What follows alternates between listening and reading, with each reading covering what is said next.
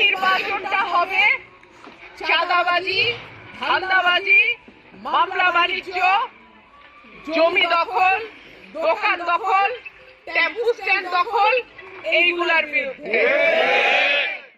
আর আমার যেহেতু কোনো মার্কা নাই, দলীয় মার্কা নাই, আমি ঠিক করেছি আমি হাঁস মার্কায় দাঁড়াবো। আপনারা সকলে প্রতীক বরাদ্দের দিন এটা অবশ্য আরো বেশি পরিষ্কার হয়ে যাবে যে মার্কা কি দাঁড়ায়। তবে আপনারা এখন পর্যন্ত মোটামুটি যেটা ঠিক করছি হাঁস মার্কাতে দাঁড়াবো।